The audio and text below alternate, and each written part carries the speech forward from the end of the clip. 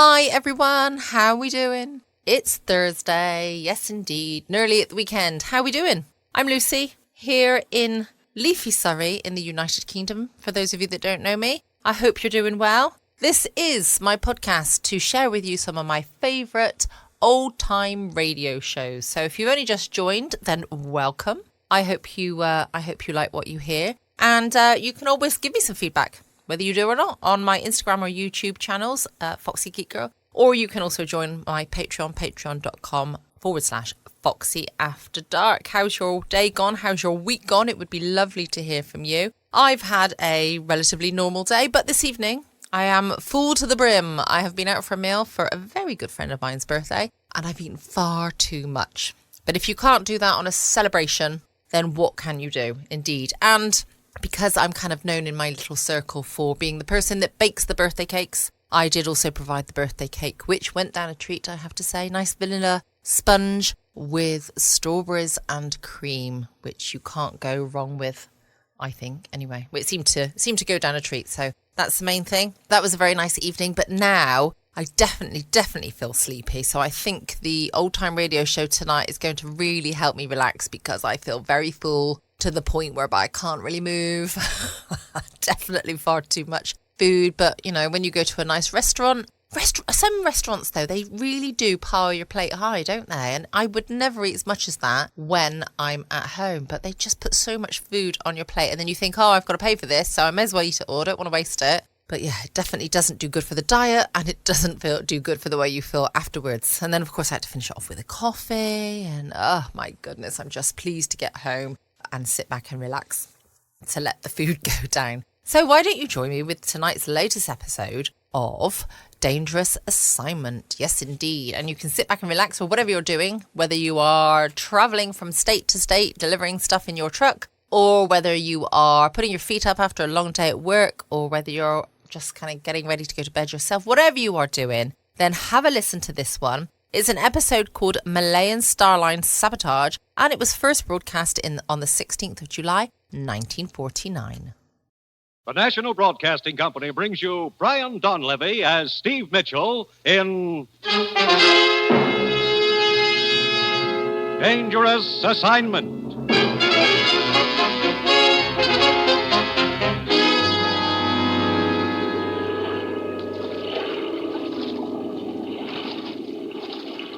Over here. Here I am with the boat. Swim over this way. Here, let me help you, Eyeball. Give me your hand. Come on. Up.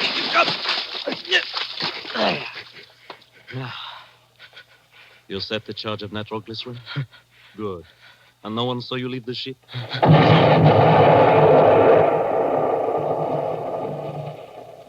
Right on schedule. The ship goes to the bottom, and only the two of us know the location. And now... Wait, no, put down the knife. No! Oh!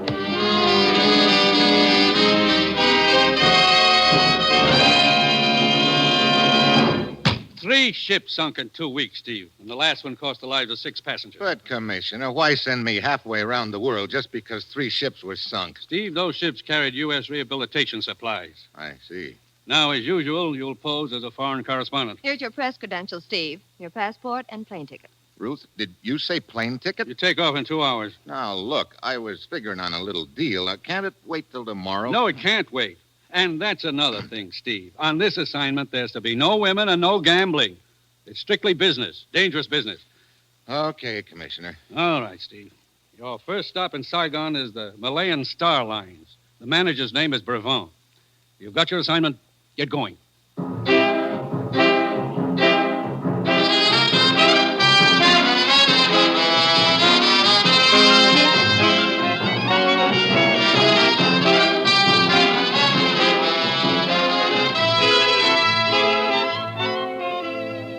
You've seen him in The Great McGinty, as Major Devereaux in Wake Island, as Trampas in The Virginian.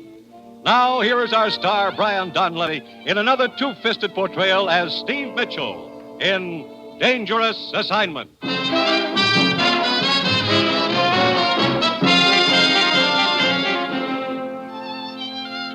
The time now.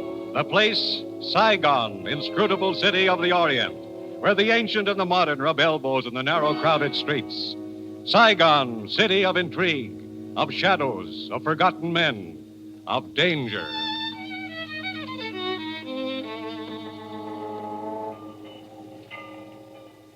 Mr. Brevant, I believe you're in charge of the Malayan Star Lions here in Saigon. That is correct, Monsieur... Mitchell, Steve Mitchell. I'm a foreign correspondent. I just flew in. I'd like an interview. There's not much of which to talk. 3 ships of our line sail for Singapore. The first night out, an explosion, they're gone. Just like that, huh? Oui, just like that. Could I take a look at the passenger list for those 3 ships? Certainly. I have them on my desk. Thank you. You don't carry many passengers. Only a few. Any survivors? From the first sinking, none. From the third sinking, also none. How about the second? 1. Who is it? An Englishman named Dixon, the cook. Is he around anywhere? I'd like to talk to him. Aran, tell the Englishman Dixon to come to my office. Most of your crews have been with the line quite a while? It is the exception rather than the rule, monsieur. Out here, one must take what men one can get. I see. What kind of cargo were your ships carrying? That is the mystifying part, monsieur. Here are the cargo lists. As you see, the Malayan Star Lines carry American rehabilitation supplies, teak wood, spices, rubber, the usual. This teak wood, I notice all of it comes from the same place. Yes, the plantation of Monsieur Surratt. It is inland, up the Saigon River. Come in. You wanted to see me, Mr. Brevant? Oui, yes. This gentleman is Monsieur Mitchell, a journalist. Nice to meet you, sir. Hi. Mr. Brevant tells me you're the only survivor from the second sinking. I'm the only one from any of them. That makes you pretty lucky, doesn't it? Lucky ain't half of it. Look, did you notice anything unusual aboard your ship before the explosion? Well, I was back aft, getting a breath of air before turning in, I was. And I noticed a silhouette of a small boat in the moonlight. Off our starboard beam she was, and running without lights. Without lights? That's right. Anything else? I didn't have time to notice anything else, mister. Because just then there's a sheet of flame. The whole ship goes up in the air, and the next thing I know, I'm holding on to a spar in the water for dear life. Mm-hmm. Have you any idea what your ship's position was when she went down? Near as I can figure, we was in shoal water close to Polo Condori. That is an island 100 miles off the coast of Indochina, monsieur. But, of course, it is but a guess. We have no way of knowing the exact location. Yeah. Well, thanks for the information. I think it ought to make a good yarn. Do you intend to remain here in Saigon long? Well, that depends. I'd like to talk to Mr. Surratt, the plantation owner. Do you know where I might find him? There is a gambling casino just down the street, monsieur. If he is in Saigon, he will be there. Good. I'm beginning to feel lucky. I am certain you will not lack for games of chance in Saigon, monsieur. I personally find gambling a bore, but it would seem I am in the minority. Yeah, I guess you are. Well, thanks for the story. I'll see you around. He's an inquisitive gent, ain't he, Mr. Brevant? Yes, he is indeed. Newspaper chap, is he? That is what he said. Dixon, tell Aran to answer my telephone for me. I'm going out for a while.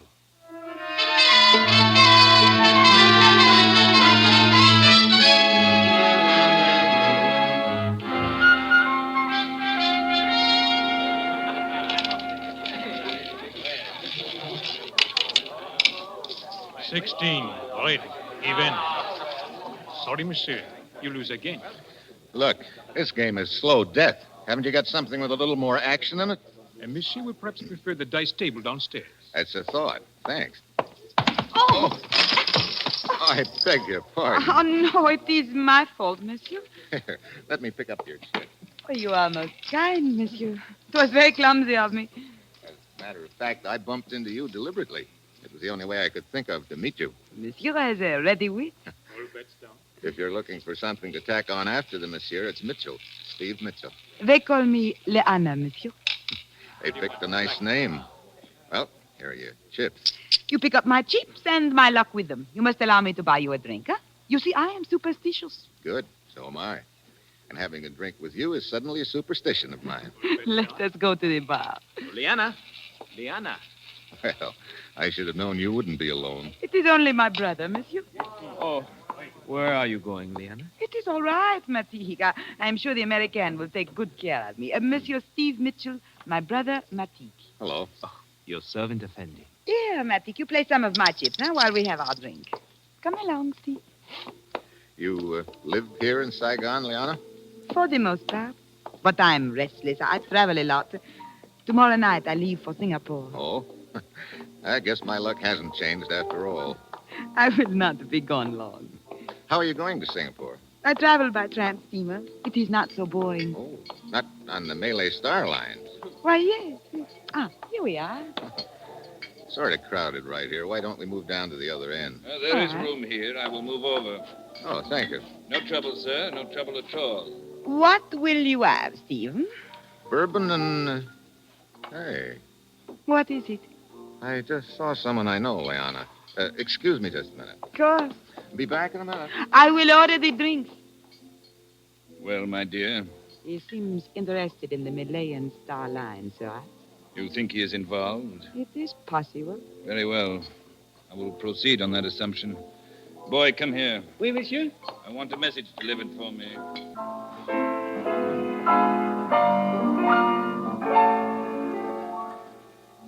Good evening, Mr. Brevant.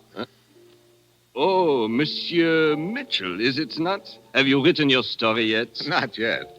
I'm a little surprised to see you here at the casino. When we talked this afternoon, you told me gambling bored you. It does. But I do find interest in observing gamblers, monsieur, particularly when high stakes are involved. Oh? Monsieur, I congratulate you on the speed with which you have made yourself acquainted in Saigon. What do you mean? Did I not observe you conversing at the bar with Surrey? Surrey? The stout gentleman. You mean the guy who was standing next to me, the one with the face like a toad? Your description does not flatter him, but it is accurate. Well, thanks, Surrey. I'll see you around. Undoubtedly, monsieur.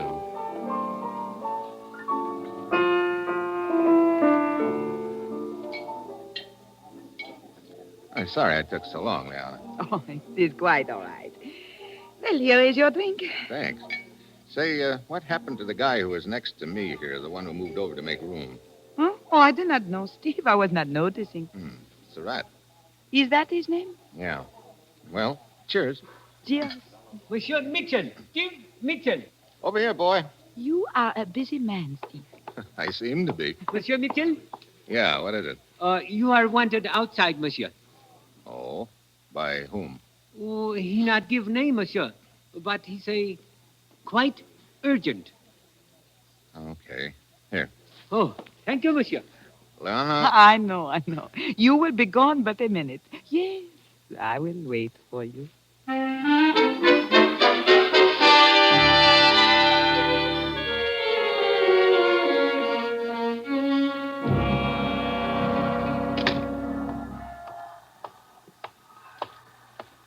Mitchell, Effendi. Who are you? You are Steve Mitchell? What do you want, a calling card? Yeah, I'm Steve Mitchell. I suppose you tell me why you got me out here. I am Dalai. I suggest that we walk, Effendi. Oh. You always suggest with a gun, Dalai? When it is necessary, Effendi. Come. Mind telling me where we're going? Certainly not. Right around the corner here and into the alley. Cozy in here. And dark, Effendi. Wait a minute. Looks like we've got company in here. It is but my friend Banjak, Effendi. Oh, hello. What's the matter? Is he bashful? He cannot speak. His tongue was removed by force some years ago. But he is strong and willing. Banjak. Why, you... That reminder from Banjak will serve to open the conversation. Look, I don't know what this is all about. To be brief, Effendi, you have information which I require. The locations of the 3 sunken ships. The ships? You think I know where they were sunk? Banjak.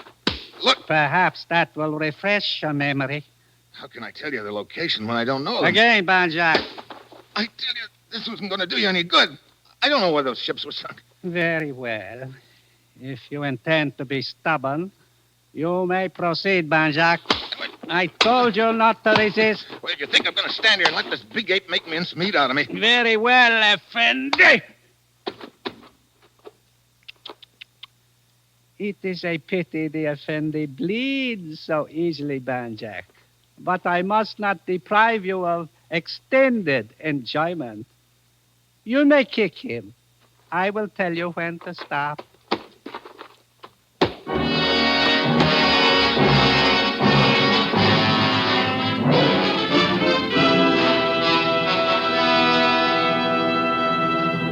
The National Broadcasting Company is bringing you Brian Donlevy, starring in the role of Steve Mitchell in the second of an exciting new adventure series, Dangerous Assignment.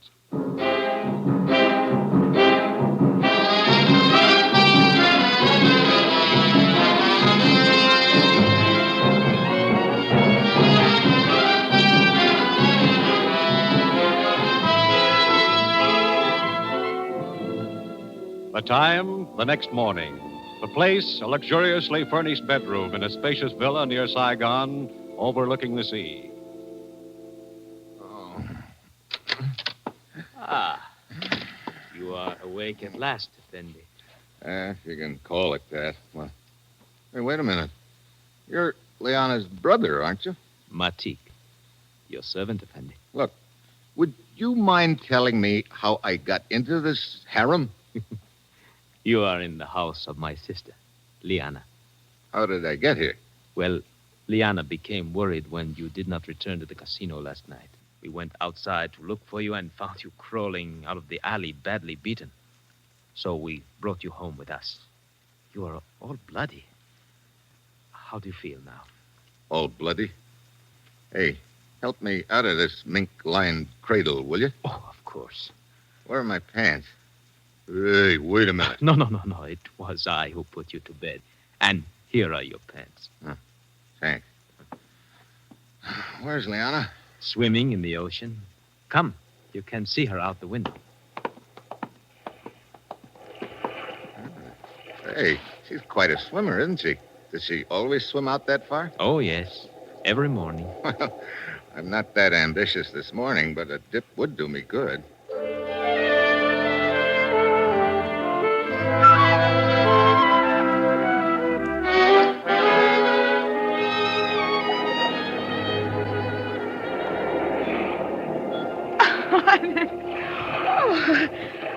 Steve, you are quite a swimmer yourself.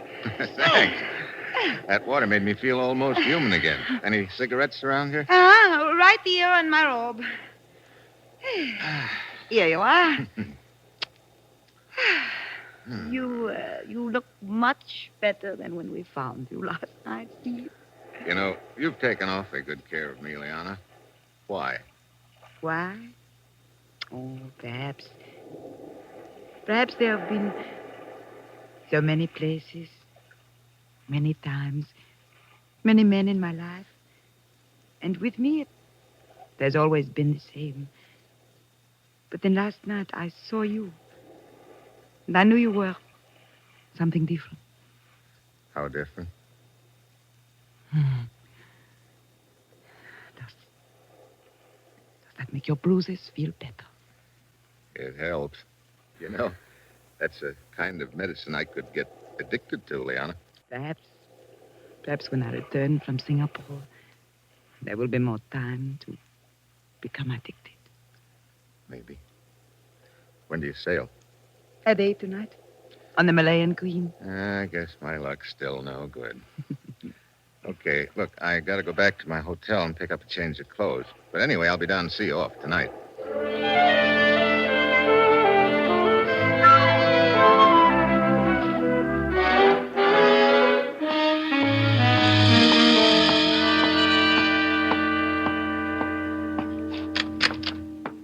Mr. Mitchell. Huh? Hey, how'd you get in here? I'm Surratt. I learned you were registered at this hotel, so I took the liberty of waiting here in your room. Quite the liberty, wasn't it? When occasion demands it, the courtesies must be omitted. What's the occasion? I will be brief. Mr. Mitchell, I will assume you are a man who is interested in money. That's a safe assumption, Surratt. I believe you're in possession of certain information which is of value to me. Here we go again. Sir? Look, You happen to know a couple of cutthroats named Dili and Benjack? Benjack's a big lug with no tongue. Dalai, Benjack, I have not had the pleasure of their acquaintance, sir. Oh, it's no pleasure, believe me. Sir? I'll skip it. Now, what's this about certain information I have? I will not waste words. 10,000 American dollars for the location of the sunken ships. 10,000? Means a lot to you, doesn't it? You've been shipping teakwood on the Malayan Star Line, haven't you? From my plantation up the river, sir. It is a matter of record. I didn't know teakwood was that valuable. I repeat my offer. 10,000 American dollars. I'll have to have a little time to think it over, Surratt. I cannot grant you much time, sir. I'm sailing tonight on the Malayan Queen. You have until 7:30 this evening. Okay. I will expect your answer before sailing time. Until then, good day, sir.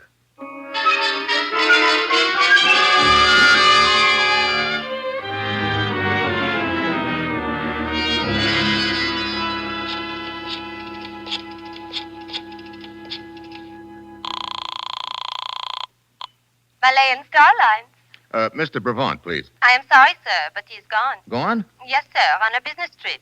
He is sailing in half an hour on the Malayan Queen. Could you get word to him that...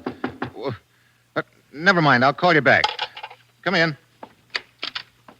Mitchell. Dixon, what's the matter?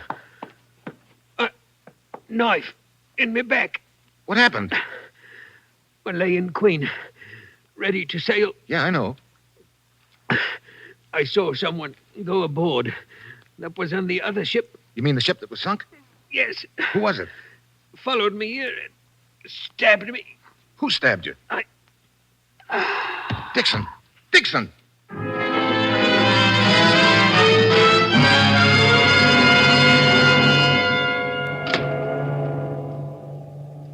Sorry to keep you waiting, Mr. Mitchell, but I don't leave the bridge until we're out of the channel. That's okay, Captain. I'd like you to look at these credentials. They'll explain who I am and why I'm aboard your ship. You're investigating the recent sinkings. Yes, Captain. A couple of people seem awfully interested in the location of those sunken ships. I'm kicking an idea around that maybe there was something pretty valuable aboard them. What would it be? I don't know. Are you carrying the same sort of cargo on this ship that was on the others? Yes, as far as I know. Another shipment of teakwood from Surratt's plantation? There is. Also some American rehabilitation supplies. Tell me, could those rehabilitation supplies be salvaged after they were sunk? Oh, no. The water had ruined them. Captain, suppose you wanted to sink a ship and recover something from it later. What? Where would you sink it? I suppose in shallow water. Yeah. Now, what's the first shallow water we'll be passing through tonight? Well, let's see. We'll pass through the Diablo Shoals a little after midnight. Depth there is only 15 fathoms. I see. Is that the passenger list on your desk? Yes. Here. Yeah, looks like the gang's all here. Brevant, Liana, her brother Matik, and Surratt. Captain, I need your full cooperation. Why, certainly. What is it? I'd like you to order these 4 passengers to be in Brevant's stateroom 3 hours from now at 11 tonight.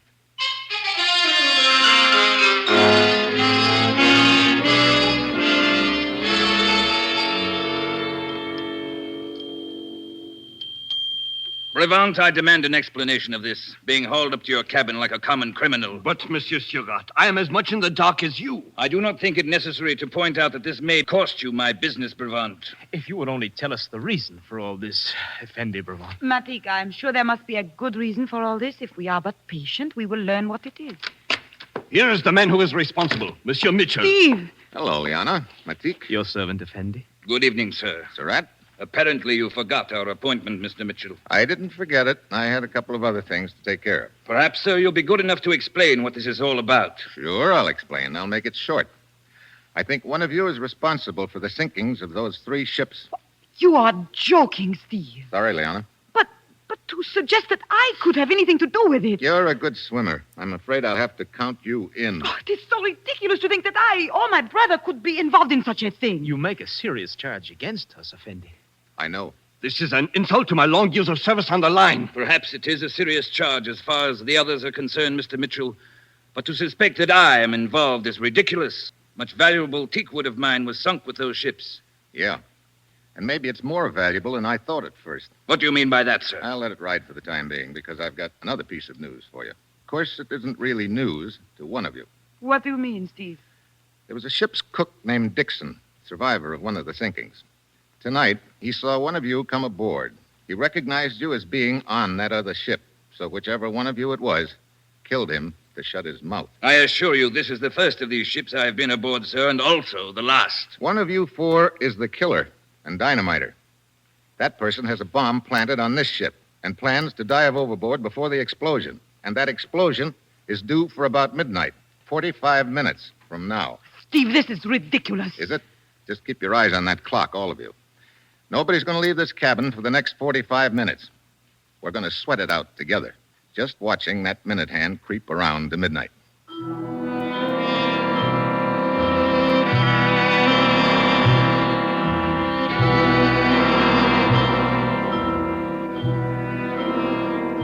$11:30. Anyone feel like talking yet? Really, Mitchell? Really, what, Haven't you Brabant? carried this silly joke far enough, Steve? There is only one way to prove he is mistaken in his suspicions, Liana. That is to wait. Can't we get a little air into this cabin? It's so infernally hot. You know something, Surratt? It's going to get a lot hotter.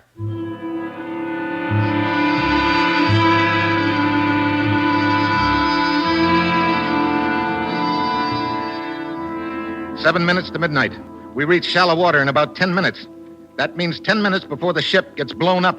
Anybody's tongue loosening up? Surratt? I demand to be released from this pest hole. Brabant? You must be insane. Liana? To think I once considered you... Yeah, save the romance. Matik, how about you? You feel like talking? When one knows nothing, one can say nothing, Effendi. Okay, keep watching that minute hand,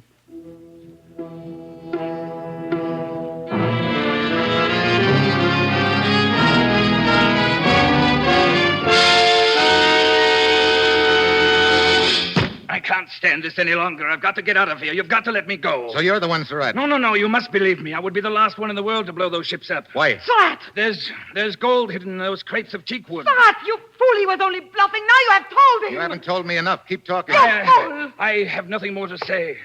Look, Surratt, 3 ships have been sunk on account of this. Now open up. Start talking. No. You better talk before I beat it out of you. Now spill it. All right. During the war, an air raid, a ship carrying gold bullion steamed up the river to escape. But it was sunk near my plantation. I think I can take it from there. You recovered the gold, and this is the way you've been sneaking it out of Indochina, huh? Hidden in crates of teakwood? Yes, it was Liana's Shut idea. up, Surratt!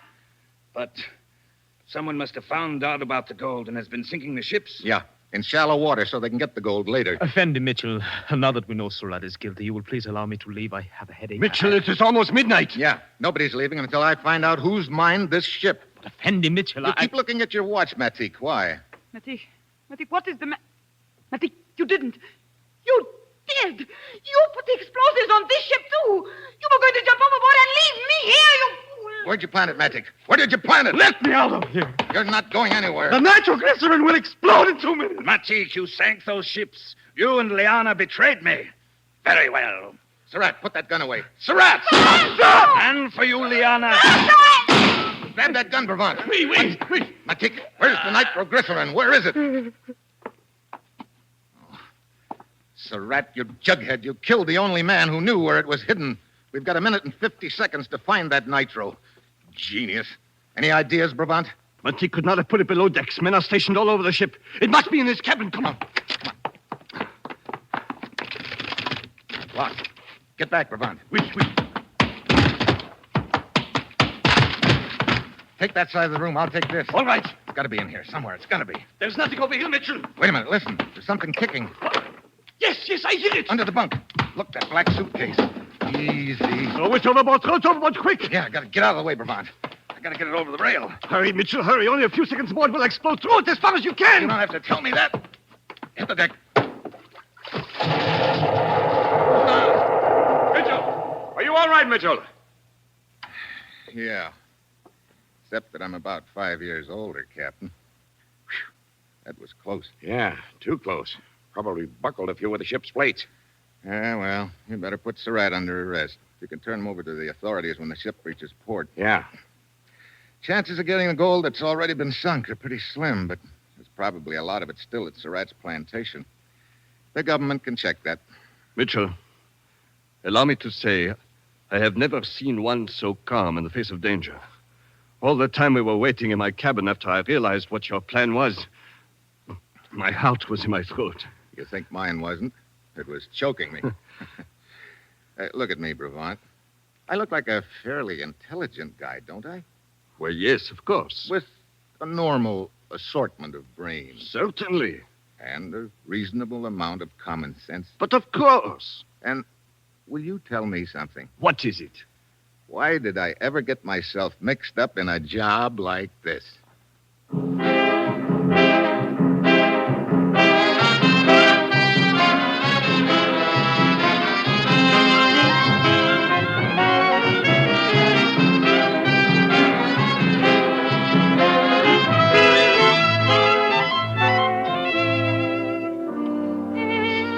You have just heard the second in an exciting new adventure series, Dangerous Assignment, starring Brian Donlevy as Steve Mitchell. Dangerous Assignment is written by Bob Reif and directed by Bill Karn, with music by Bruce Ashley. Be with us again next week at this same time when Brian Donlevy, starring as Steve Mitchell, will embark on another Dangerous Assignment.